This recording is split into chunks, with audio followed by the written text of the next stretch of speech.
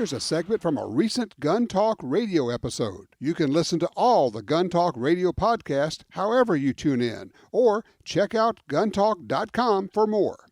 Well, it sure has been an interesting journey for me as I've traveled around the country. We're on a cross-country driving trip at the moment.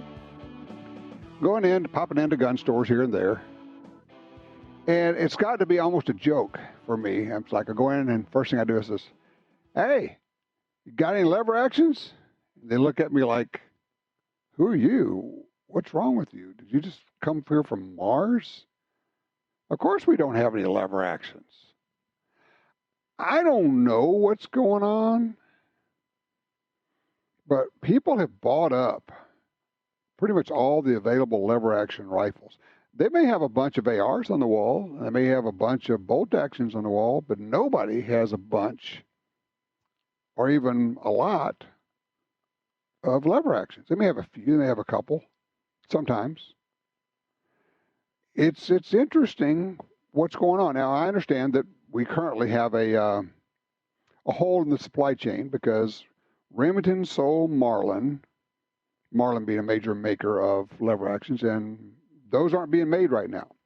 Remington moved all the machinery from Marlin to their plant, and Ruger. Ruger bought Marlin. Ruger's going to be producing Marlin guns. But it's probably going to be the end of this year before we start seeing them. Could come in November, but I'm guessing December is probably as likely as anything. But it's just interesting. I'm just kind of surprised that there's so much interest in lever action rifles. It's kind of an interesting thing. So I'm going down the road, and I realize I'm going to be driving right by Gunsite. Yeah, right. Yeah, that just happened, right? What coincidence? No. But I'm going by Gunsite, and I call my buddies over there and say, "Hey, I got a rifle I need to sight in." And look, they're not available. They're not a public range. You can't go do this. But I'm friends with the folks there. So they say, "Yeah, we got a range available." I just picked up a Sons of Liberty AR-15. Came with no iron sights. I threw a 1-to-4 variable on it. Why? Think about the AR. This is primarily for me a self-defense gun. This is a fighting gun. At 1 power with a lighted reticle, I can keep both eyes open and use it as a red dot.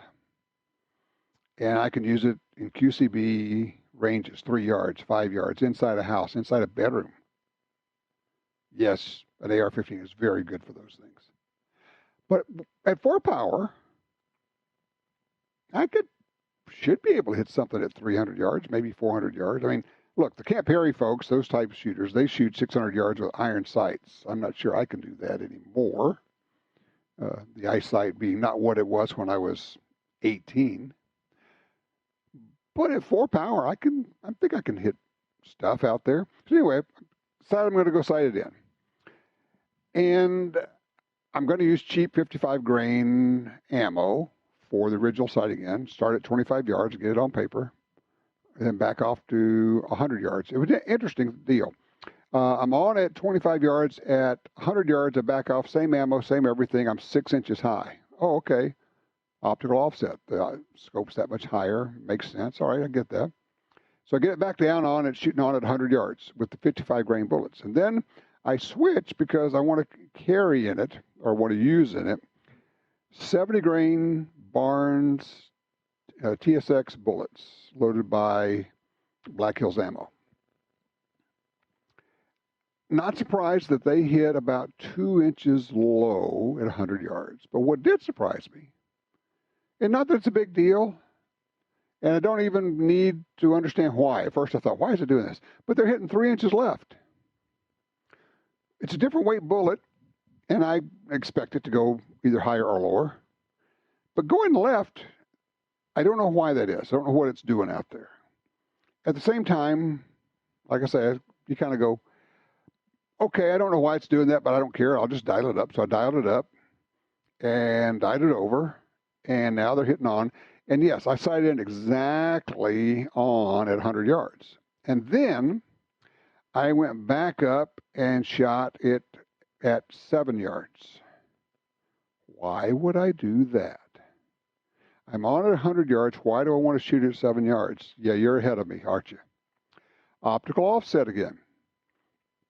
If I need to make a headshot at 7 yards, the rifle is shooting 2 to 2.5 inches low because the scope is 2 or 2.5 inches higher than the barrel. Which means you better have that well in mind if you need to make a shot at inside a room distance and you've got that kind of a sight on your AR. It's something that you get taught in any good carbine class, any good AR-15 defensive use class, okay? But I wanted to check it out and see what was going on.